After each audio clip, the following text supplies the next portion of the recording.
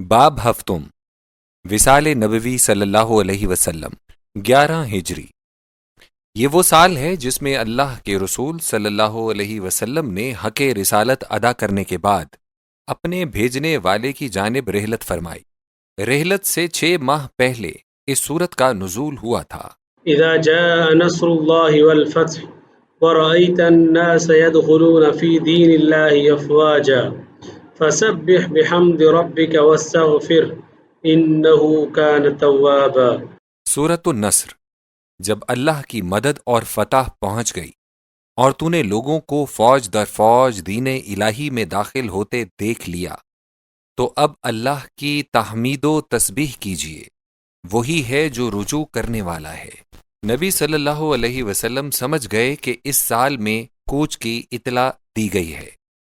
آخری رمضان 10 ہجری میں نبی صلی اللہ علیہ وسلم نے 20 یوم کا اعتکاف فرمایا، حالانکہ ہر سال 10 یوم کا اعتکاف فرمایا کرتے تھے۔ اپنی پیاری بیٹی فاطمہ بطول رضی اللہ تعالی عنہا کو اس کی وجہ یہی بتائی تھی کہ مجھے اپنی موت قریب معلوم ہوتی ہے۔ حجۃ الوداع کے مشہور خطبے میں حضور صلی اللہ علیہ وسلم نے امت سے فرما دیا تھا کہ میں عنقریب دنیا چھوڑنے والا ہوں۔ شروع ماہ سفر 11 ہجری میں سرور کائنات صلی اللہ علیہ وسلم نے سفر آخرت کی تیاری بھی شروع کر دی۔ ایک روز حضور صلی اللہ علیہ وسلم احد تشریف لے گئے اور شہدائے احد کے گنجے شہیداں پر نماز پڑھی۔ وہاں سے واپس ہو کر سر منبر فرمایا، لوگو، میں تم سے آگے جانے والا ہوں اور تمہاری شہادت دینے والا ہوں۔ واللہ میں اپنے حوض کو یہاں سے دیکھ رہا ہوں، مجھے ممالک کے خزانوں کی کنجیاں دے دی گئی ہیں۔ مجھے یہ ڈر نہیں رہا کہ تم میرے بعد مشرک ہو جاؤ گے، مگر ڈر یہ ہے کہیں منافست نہ کرنے لگو۔ پھر گورستان بقی میں آدھی رات کو قدم رنجا فرمایا اور آسودگان بقی کے لیے دعا فرمائی۔ ہر 2 جگہ انا بکم لاحقون کا جملہ پڑھا، گویا ان کو مجدائے تشریف آوری سنایا۔ پھر ایک روز مسلمانوں کو جمع فرمایا اور ارشاد کیا، مرحبا مسلمانوں، اللہ تم کو اپنی رحمت میں رکھے، تمہاری شکستہ دلی کو دور فرمائے، تم کو رزق دے، تمہاری مدد کرے، تم کو رفعت دے، تمہیں باامن و امان رکھے۔ میں تم کو اللہ کے تقوی کی وصیت کرتا ہوں اور اللہ ہی کو تمہارا خلیفہ بناتا ہوں، اور تم کو اسی سے ڈراتا ہوں، کیونکہ میں نذیر مبین ہوں۔ دیکھنا اللہ کی بستیوں میں اور اس کے بندوں میں تکبر اور برتری کو اختیار نہ کرنا۔ اللہ تعالیٰ نے مجھے اور تمہیں فرمایا ہے، تلك الدار الآخرة نجعلها للذين لا يريدون علوا في الأرض ولا فسادا والعاقبة للمتقين۔ سورۃ القصص، یہ آخرت کا گھر ہے، ہم ان لوگوں کو دیتے ہیں جو زمین میں برتری اور فساد کا ارادہ نہیں کرتے، اور بہترین انجام تو پرہیزگاروں کے لیے ہے۔ پھر یہ آیت تلاوت فرمائی، أليس في جهنم مثوى للمتكبرين۔ سورۃ الزمر، کیا تکبر کرنے والوں کا ٹھکانہ جہنم نہیں؟ آخر میں فرمایا، سلام تم سب پر اور ان سب پر جو بذریعہ اسلام میری بیعت میں داخل ہوں گے۔ آغاز مرض، 29 سفر، روز دوشنبہ تھا۔ نبی صلی اللہ علیہ وسلم ایک جنازے سے واپس آ رہے تھے۔ راہی میں درد سر شروع ہو گیا، پھر تپ شدید لاحق ہوئی۔ ابو سعید خدری رضی اللہ عنہ کا بیان ہے کہ جو رومال حضور صلی اللہ علیہ وسلم نے سر مبارک پر باندھ رکھا تھا، میں نے اسے ہاتھ لگایا، سیک آتا تھا، بدن ایسا گرم تھا کہ میرے ہاتھ کو برداشت نہ ہوئی۔ میں نے تعجب کیا، فرمایا انبیاء سے بڑھ کر کسی کو تکلیف نہیں ہوتی، اسی لیے ان کا اجر سب سے بڑھا ہوا ہوتا ہے۔ بیماری میں 11 یوم تک مسجد میں آ کر خود نماز پڑھاتے رہے۔ بیماری کے سب دن 13 یا 14 تھے۔ آخری ہفتہ، آخری ہفتہ نبی صلی اللہ علیہ وسلم نے طیبہ عائشہ صدیقہ رضی اللہ عنہا کے گھر میں پورا فرمایا تھا۔ ام المومنین عائشہ رضی اللہ تعالی عنہا فرماتی ہیں کہ جب کبھی نبی صلی اللہ علیہ وسلم بیمار ہوا کرتے تو یہ دعا پڑھا کرتے اور اپنے ہاتھ جسم پر پھیر لیا کرتے۔ اذهب البأس رب الناس واشف انت الشافي لا شفاء الا شفاؤك شفاء لا يغادر سقما۔ اے نسل انسانی کے پالنے والے، خطر کو دور فرما دے اور صحت عطا کر، شفا دینے والا تو ہی ہے، اور اسی شفا کا نام شفا ہے جو تو عنایت کرتا ہے، ایسی صحت دے کہ کوئی تکلیف باقی نہ چھوڑے۔ ان دنوں میں نے یہ دعا پڑھی تھی اور نبی صلی اللہ علیہ وسلم کے ہاتھوں پر دم کر کے چاہا کہ جسم اطہر پر مبارک ہاتھوں کو پھیر دوں۔ حضرت صلی اللہ علیہ وسلم نے ہاتھ ہٹا لیے اور فرمایا، اللهم اغفر لي والحقني بالرفيق الاعلى۔ 5 یوم قبل از رحلت، چہار شنبہ تھا کہ نبی صلی اللہ علیہ وسلم نے مخزب میں بیٹھ کر 7 کنووں کی 7 مشکوں کا پانی سر پر ڈلوایا۔ اس تدبیر سے کچھ سکون ہوا، طبیعت ہلکی معلوم ہوئی تو نور افروز مسجد ہوئے۔ فرمایا، تم سے پہلے ایک قوم ہوئی ہے جو انبیاء و صلحاء کی قبور کو سجدہ گاہ بناتی تھی، تم ایسا نہ کرنا۔ فرمایا، ان یہودیوں ان نصرانیوں پر اللہ تعالیٰ لعنت کرے جنہوں نے انبیاء کی قبور کو سجدہ گاہ بنایا۔ میرے بعد میری قبر کو ایسا نہ بنا دیجیو کہ اس کی پرستش ہوا کرے۔ فرمایا، اس قوم پر اللہ کا سخت غضب ہے جس نے قبور انبیاء کو مساجد بنایا۔ دیکھو میں تمہیں اس سے منع کرتا رہا ہوں، دیکھو میں تبلیغ کر چکا، الہی تو اس کا گواہ رہنا، الہی تو اس کا گواہ رہنا۔ نماز پڑھائی، نماز کے بعد ممبر پر اجلاس فرمایا۔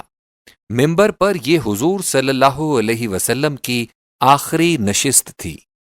پھر حمد و ثنا کے بعد فرمایا، میں تم کو انصار کے حق میں وصیت کرتا ہوں، یہ لوگ میرے جسم کے پیرہن اور میرے زادے راہ رہے ہیں، انہوں نے اپنے واجبات کو پورا کر دیا ہے اور اب ان کے حقوق باقی رہ گئے ہیں۔ ان میں سے اچھا کام کرنے والوں کی قدر کرنا اور لغزش کرنے والوں سے درگزر کرنا۔ فرمایا، ایک بندے کے سامنے دنیا ہو ما فیہا کو پیش کیا گیا ہے مگر اس نے آخرت ہی کو اختیار کیا۔ اس امر کو ابو بکر صدیق رضی اللہ عنہ ہی سمجھے۔ انہوں نے کہا کہ ہمارے ماں باپ، ہماری جانیں، ہمارے زر و مال حضور صلی اللہ علیہ وسلم پر نثار ہوں۔ 4 یوم قبل از رحلت، 5 شنبہ کا ذکر ہے کہ شدت مرض بڑھ گئی۔ اسی حالت میں رسول اللہ صلی اللہ علیہ وسلم نے حاضرین سے فرمایا، لاؤ تمہیں لکھ دوں کہ تم میرے بعد گمراہ نہ ہو۔ بعض نے کہا کہ نبی صلی اللہ علیہ وسلم پر شدت درد غالب ہے، قرآن ہمارے پاس موجود ہے اور ہم کو کافی ہے۔ اس پر آپس میں اختلاف ہوا، کوئی کہتا تھا سامان کتابت لے آؤ کہ ایسا نوشتہ لکھا جائے، کوئی کچھ اور کہتا تھا۔ یہ شور و شغب بڑھا تو حضور صلی اللہ علیہ وسلم نے فرمایا کہ سب اٹھ جاؤ۔ اس کے بعد اسی روز 5 شنبہ کو نبی صلی اللہ علیہ وسلم نے 3 وصیتیں فرمائیں۔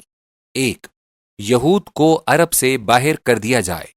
نمبر 2، وفود کی عزت و مہمانی ہمیشہ اسی طرح کی جائے جیسا کہ معمول نبوی تھا۔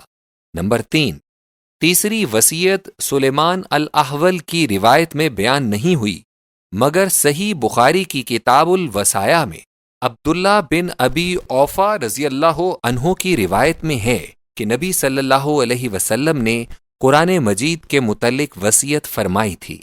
صحیح بخاری میں اصل حدیث یہ ہے، عن عبید اللہ بن عبد اللہ عن عتبة عن ابن عباس رضی اللہ عنہ قال يوم حضر رسول الله صلى الله عليه وسلم وفي البيت رجال فقال النبي صلى الله عليه وسلم هلموا أكتب لكم كتابا لا تضلون بعده فقال بعضهم إن رسول الله صلى الله عليه وسلم قد غلبه الوجع وعندكم القرآن حسبنا كتاب الله.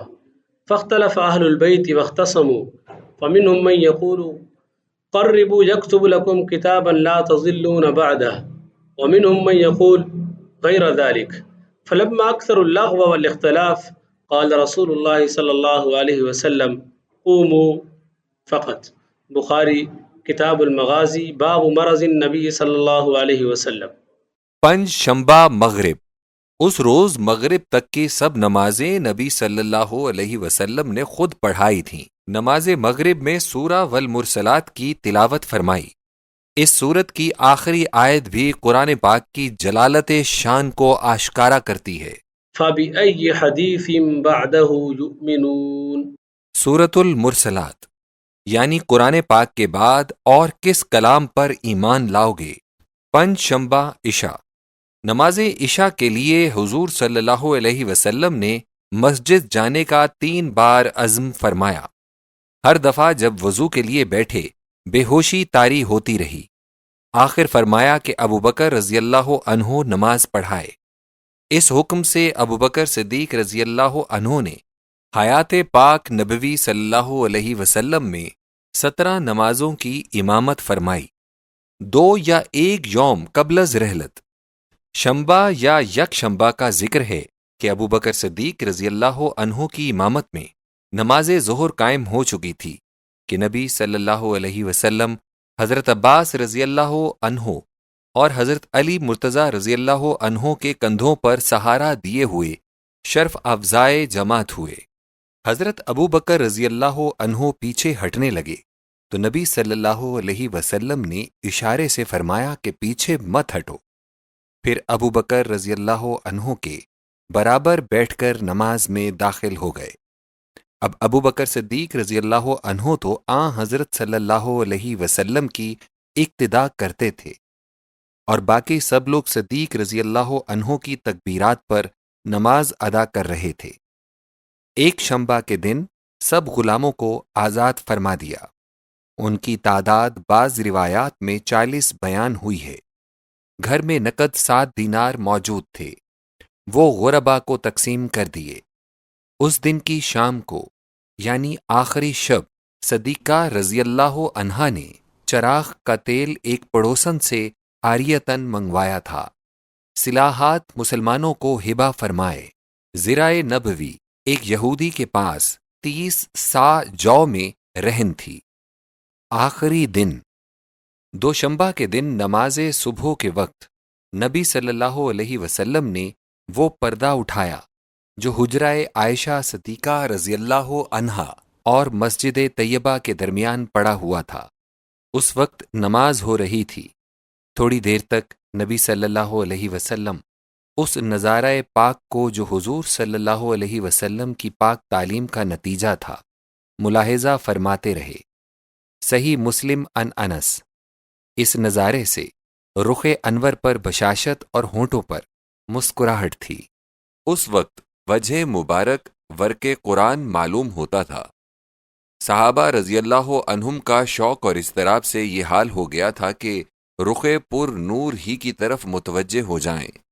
ابوبکر رضی اللہ عنہ سمجھے کہ نبی صلی اللہ علیہ وسلم کا ارادہ نماز میں آنے کا ہے۔ وہ پیچھے ہٹنے لگے تو رسول اللہ صلی اللہ علیہ وسلم نے ہاتھ کے اشارے سے فرمایا کہ نماز پڑھاتے رہو۔ یہی اشارہ سب کی تسکین کا موجب ہوا۔ پھر حضور صلی اللہ علیہ وسلم نے پردہ چھوڑ دیا۔ یہ نماز ابوبکر صدیق رضی اللہ عنہ ہی نے مکمل فرمائی۔ اس کے بعد حضور صلی اللہ علیہ وسلم پر کسی دوسری نماز کا وقت نہیں آیا۔ صحیحین عن انس۔ بخاری کتاب الجماعہ کتاب الصلاۃ۔ چہرہ قدس کو ورق قرآن سے تشبیہ روایت انس رضی اللہ عنہ میں یہ ایک عجیب اور پاک تشبیہ ہے۔ ورق قرآن پر طلائی کام ہوتا ہے۔ حضور صلی اللہ علیہ وسلم کے چہرہ تاباں پر زردی مرض ہی چھائی ہوئی تھی، لہٰذا تابانی اور رنگ مرض میں طلا سے اور تقدس میں قرآن پاک سے تشبیہ دی گئی ہے۔ دن چڑھا تو پیاری بیٹی فاطمہ بطول رضی اللہ عنہا کو بلایا، کان میں کچھ بات کہی، وہ رو پڑی، پھر کچھ اور بات کہی تو وہ ہنس پڑی۔ بطول پاک سے روایت ہے کہ پہلی بات حضور صلی اللہ علیہ وسلم نے یہ فرمائی تھی کہ اب میں دنیا کو چھوڑ رہا ہوں، اور دوسری بات یہ فرمائی تھی کہ اہل بیت میں سے تم ہی میرے پاس سب سے پہلے پہنچو گی، یعنی انتقال ہوگا۔ اسی روز حضور صلی اللہ علیہ وسلم نے فاطمہ زہرا رضی اللہ عنہا کو سیدۃ نساء العالمین ہونے کی بشارت ارزانی فرمائی۔ سیدۃ النساء نے حضور صلی اللہ علیہ وسلم کی حالت کو دیکھ کر کہا، آہ کتنا کرب ہے، فرمایا کہ تیرے باپ کو آج کے بعد کوئی کرب نہ ہوگا۔ پھر حسن حسین رضی اللہ عنہم کو بلایا، دونوں کو چوما اور ان کے احترام کی وصیت فرمائی۔ پھر ازواج مطہرات کو بلایا اور ان کو نصیحتیں فرمائیں۔ پھر علی مرتضیٰ رضی اللہ عنہ کو بلایا، ان کا سر مبارک اپنی گود میں رکھ لیا، ان کو بھی نصیحت فرمائی۔ اس وقت تف مبارک سیدنا علی رضی اللہ عنہ کے چہرہ پاک پر پڑ رہا تھا۔ اسی موقع پر فرمایا، الصلاة الصلاة وما ملکت ایمانکم۔ انس رضی اللہ عنہ کہتے ہیں کہ نبی صلی اللہ علیہ وسلم کی آخری وصیت یہی تھی۔ صدیقہ رضی اللہ عنہا فرماتی ہیں کہ اسی ارشاد کو حضور صلی اللہ علیہ وسلم کئی بار دہراتے رہے۔ حالت نزا، اب نزا کی حالت طاری ہوئی۔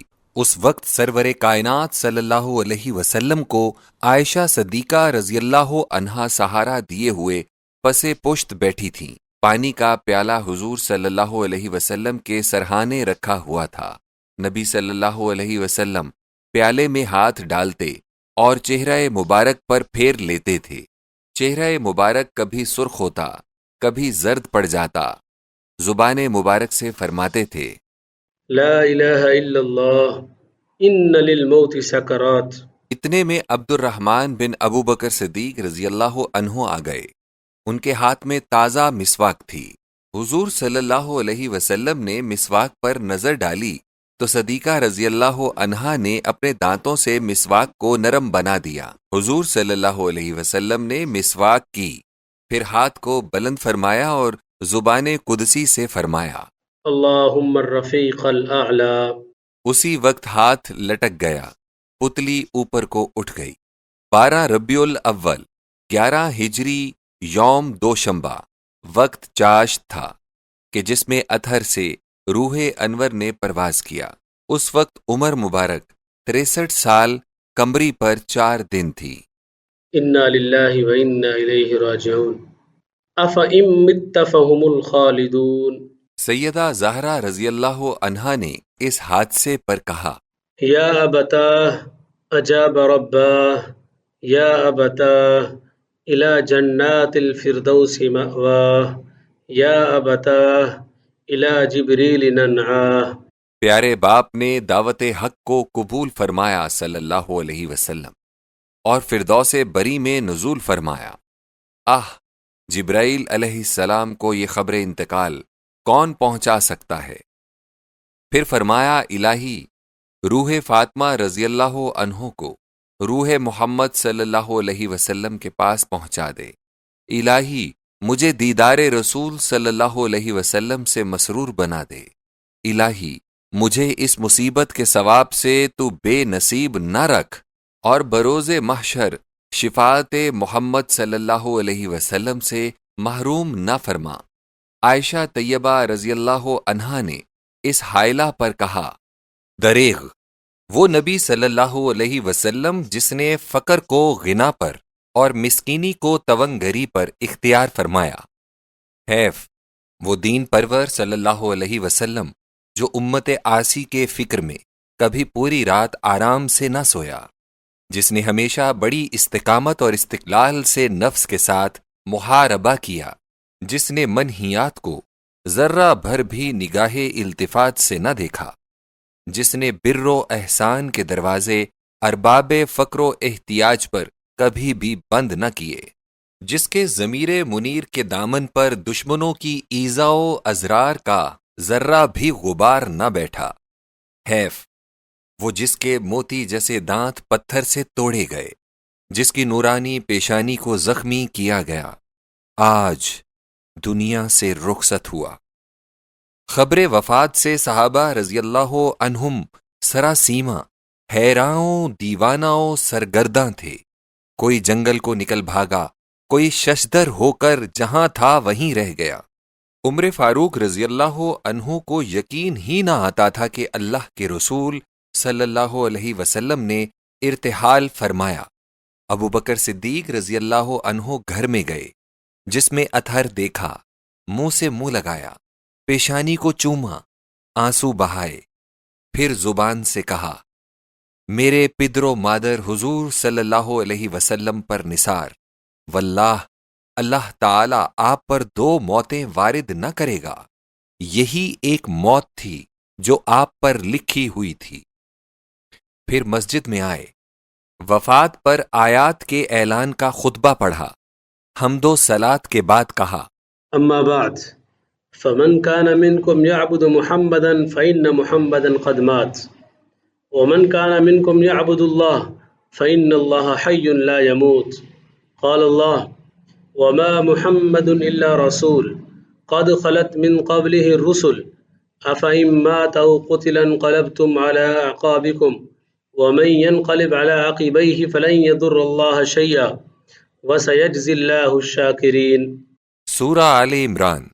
واضح ہو کہ جو کوئی شخص تم میں سے محمد صلی اللہ علیہ وسلم کی عبادت کرتا تھا تو وہ تو رحلت کر گئے، اور جو کوئی اللہ تعالیٰ کی عبادت کرتا تھا تو بے شک اللہ تعالیٰ تو زندہ ہے، اسے موت نہیں۔ اللہ نے خود فرمایا ہے، محمد تو ایک رسول ہے، ان سے پہلے بھی رسول ہو چکے، کیا اگر وہ مر گیا یا شہید ہو گیا تو تم الٹے پاؤں پھر جاؤ گے؟ ہاں، جو کوئی ایسا کرے گا تو اللہ تعالیٰ کا کچھ نہ بگاڑ سکے گا، اور اللہ تعالیٰ تو شکر گزاروں کو اچھا بدلہ دینے والا ہے۔ غسل و تکفین۔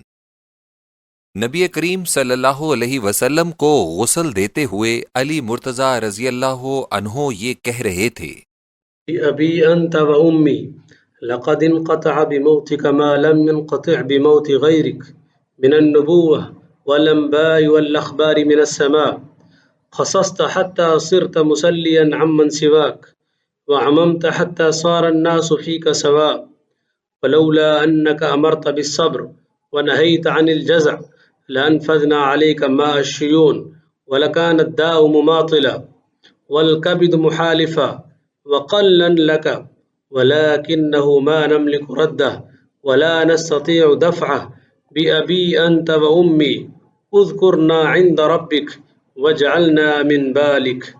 میرے مادر و پدر آپ پر قربان، آپ کی موت سے وہ چیز جاتی رہی جو کسی دوسرے کی موت سے نہ گئی تھی، یعنی نبوت اور غیب کی خبروں اور وحی آسمانی کا انقطاع ہو گیا۔ آپ کی موت خاص صدمہ عظیم ہے کہ اب سب مصیبتوں سے دل سرد ہو گیا، اور ایسا عام حادثہ ہے کہ سب لوگ اس میں یکساں ہیں۔ اگر آپ نے صبر کا حکم نہ دیا ہوتا اور آہو زاری سے منع نہ فرمایا ہوتا تو ہم آنسوؤں کو آپ پر بہا دیتے، پھر بھی یہ درد لا علاج اور یہ زخم لازوال ہی ہوتا، اور ہماری یہ حالت بھی اس مصیبت کے مقابلے میں کم ہوتی۔ اس مصیبت کا تو علاج ہی نہیں، اور یہ غم تو جانے والا ہی نہیں۔ میرے والدین حضور پر نثار، پروردگار کے ہاں ہمارا ذکر فرمانا اور ہم کو اپنے دل سے بھول نہ جان۔ نبی صلی اللہ علیہ وسلم کو 3 کپڑوں میں کفنایا گیا۔ نماز جنازہ۔ نعش مبارک اسی جگہ رکھی رہی جہاں انتقال ہوا تھا۔ نماز جنازہ پہلے کنبے والوں نے، پھر مہاجرین نے، پھر انصار مردوں نے، پھر عورتوں نے، اور پھر بچوں نے ادا کی۔ اس نماز میں امام کوئی نہ تھا، حجرہ مبارک تنگ تھا، اس لیے 10 شخص اندر جاتے تھے۔ جب وہ نماز سے فارغ ہو کر باہر آتے تب اور 10 اندر جاتے، یہ سلسلہ لگاتار شب و روز جاری رہا، اس لیے تدفین مبارک شب چہار شنبہ کو یعنی رحلت کے قریباً 32 گھنٹے بعد عمل میں آئی۔ انا للہ و انا الیہ راجعون۔ نبی اکرم صلی اللہ علیہ وسلم کے جنازے پر یہ دعا پڑھی گئی تھی۔ ان اللہ وملائکتہ یصلون علی النبی یا ایہا الذین آمنوا صلوا علیہ وسلموا تسلیما۔ اللہم ربنا لبیک وسعدیک صلاة اللہ البر الرحیم والملائکة المقربین والنبیین والصدیقین والصالحین وما سبح لك من شيء يا رب العالمين على محمد بن عبد الله خاتم النبيين وسيد المرسلين وإمام المتقين ورسول رب العالمين الشاهد المبشر الداعي بإذنك السراج المنير وبارك عليه وسلم۔ ترمذی کی روایت سے ظاہر ہے کہ نماز جنازہ ادا کرنے کی یہ تجویز ابو بکر صدیق رضی اللہ عنہ نے بتائی تھی، اور حضرت علی مرتضیٰ رضی اللہ عنہ نے اس سے اتفاق کیا تھا۔ جنازے کے طریقے کے بارے میں حضرت ابو بکر رضی اللہ عنہ کی تجویز الموجب الکبیر للطبرانی میں ہے۔ بدھ کی رات کو دفن اور گروہ گروہ ہو کر نماز جنازہ کا ذکر دوسری کتابوں میں بھی ہے۔ مدون